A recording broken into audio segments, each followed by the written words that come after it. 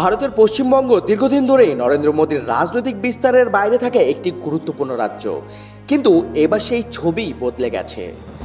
সাম্প্রতিক রাজ্য নির্বাচনে পশ্চিমবঙ্গে ঐতিহাসিক জয় পেয়েছে বিজেপি।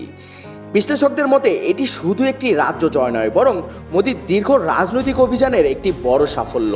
10 কোটির বেশি মানুষের এই রাজ্য, যার ভোটার সংখ্যা জার্মানির থেকেও বেশি, তাই এই নির্বাচনকে অনেকে একটি মিনি জাতীয় নির্বাচন হিসেবেও দেখছেন। দীর্ঘ প্রায় অর্ধ শতাব্দী ধরে পশ্চিমবঙ্গের রাজনীতির মধ্যে আধিপত্য ছিল একক দলগুলোর। প্রথমে 34 বছর কমিউনিস্টদের শাসন, এরপর 15 বছর মমতা বন্দ্যোপাধ্যায়ের তৃণমূল কংগ্রেস। কিন্তু এবার সেই ধারাবাহিকতায় বড় পরিবর্তন এসেছে।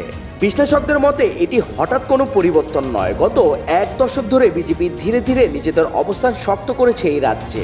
আগের নির্বাচনে প্রায় 40% ভোট পাওয়ার পর এবার সেই হার আরো বেড়েছে, যা শেষ পর্যন্ত তাদের জয় নিশ্চিত করেছে। তবে এই জয়ের পেছনে শুধু ভোটের হিসাব নয়, ছিল কৌশলগত পরিবর্তনও। তৃণমূল কংগ্রেস দীর্ঘদিন ধরে নারী ভোটার, সংখ্যালঘু ও গ্রামীণ জনগোষ্ঠীর উপর নির্ভরশীল একটি শক্তিশালী সামাজিক জোট তৈরি করেছিল, কিন্তু এবার বিজেপি সেই জায়গায় সরাসরি চ্যালেঞ্জ ছুড়ে দেয়। বড় পরিসরে সামাজিক সহায়তা, আর্থিক সুবিধার প্রতিশ্রুতি দেয় তারা। এর পাশাপাশি রাজনৈতিক মেরুকরণও বড় ভূমিকা রেখেছে বলে মনে করছেন বিশ্লেষকরা। অন্যদিকে তৃণমূল কংগ্রেসের বিরুদ্ধে দুর্নীতি ও প্রশাসনিক ব্যর্থতার অভিযোগও নির্বাচনে প্রভাব ফেলেছে। এই ফলাফল শুধু পশ্চিমবঙ্গে সীমাবদ্ধ নয়।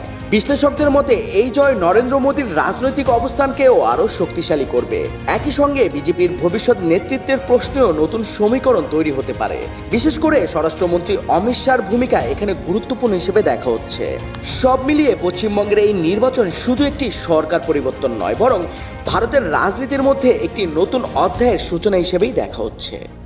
भाजपा के हर छोटे बड़े कार्यकर्ता ने एक बार फिर से कमाल कर दिया है, कमल खिला दिया है।